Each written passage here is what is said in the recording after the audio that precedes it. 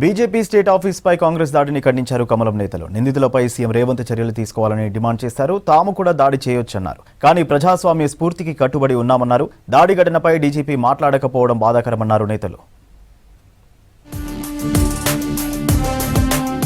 BJP office పై దాడి ఘటనలో గాయపడ్డ పార్టీ నాయకులను పరామర్శించారు కేంద్ర మంత్రి బండి సంజయ్. హైదరాబాద్ బహదూర్పురాలో నివాసం ఉంటున్న బీజేపీ కార్యకర్త నందకుమార్ ఇంటికి వెళ్లారు బండి సంజయ్. బాధితులతో మాట్లాడి దాడి జరిగిన తీరును తెలుసుకున్నారు. వారి కుటుంబ సభ్యులతో మాట్లాడి అండగా ఉంటామని హామీ ఇచ్చారు సంజయ్.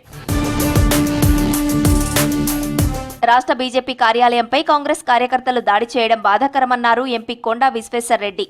బిదూరి మాట జారాడు, వెంటనే దానికి క్షమాపణలు చెప్పారన్నారు. ప్రతిరోజు కాంగ్రెస్ నేతలు ప్రధాని మోదీని తిట్టే తిట్లకు తాము ఏం చేయాలన్నారు. దాడిని పీసీసీ ఖండించడం మంచిదే, కానీ ఈ దాడి ఘటనపై సీఎం రేవంత్ చర్యలు తీసుకోవాలని డిమాండ్ చేశారు కొండా. పీసీసీ గారు ఖండించిండ్రు, అది మంచిదే, కానీ సీఎం గారు కూడా రేవంత్ రెడ్డి గారు కూడా వాళ్ళ మీద చర్యలు తీసుకోవాలి. ఇది పోలీస్ ఫెయిలియరా కాదా? 100% పోలీస్ ఫెయిలియర్. బీజేపీ ఆఫీస్ పై యూత్ కాంగ్రెస్ దాడిని ఖండిస్తున్నామన్నారు మాజీ ఎమ్మెల్సీ రామచంద్రారావు. కాంగ్రెస్ ప్లాన్ ప్రకారమే దాడికి పాల్పడిందన్నారు. కాంగ్రెస్ 10 మంది వస్తే తాము 100 మందితో వస్తామన్నారు. కానీ తాము ప్రజాస్వామ్య స్ఫూర్తికి అనుగుణంగా నడుస్తున్నామన్నారు రామచంద్రరావు. మేము ఈ ప్రభుత్వానికి చెప్తా ఉన్నాము, మీరు 10 మంది వస్తే మీ 100 మంది వచ్చి తీసుకునే కెపాసిటీ మాకున్నది. మీరు మా పార్టీ మీ కార్యాలయానికి వస్తే మీ యొక్క ముఖ్యమంత్రి ఇంటి మీద పోయే కెపాసిటీ మాకున్నది. కానీ ప్రజాస్వామ్యం నమ్ముతా ఉన్నాం. రాజకీయాలు ప్రజాస్వామ్యంలో రాజకీయాలుగా ఉండాలి, కానీ భౌతిక దాడుల మీద కానీ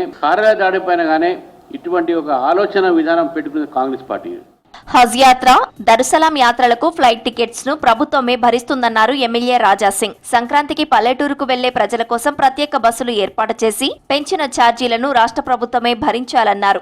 మరోవైపు ప్రైవేట్ ట్రావెల్స్ భారీగా ఛార్జీలు వసూలు చేస్తున్నాయన్నారు రాజాసింగ్. హజ్ యాత్ర గురించి గాని, జెరూసలం యాత్ర గురించి గాని తెలంగాణ నుంచే తెలంగాణ గవర్నమెంట్ డబ్బులు పెట్టి ఫ్లైట్ టికెట్ ఇచ్చి చాలా మంది ముస్లింస్ వాళ్ళకి పంపిస్తున్నారు. కానీ మకర సంక్రాంతి పండుగ అంటే మనకు చాలా పెద్ద పండగ.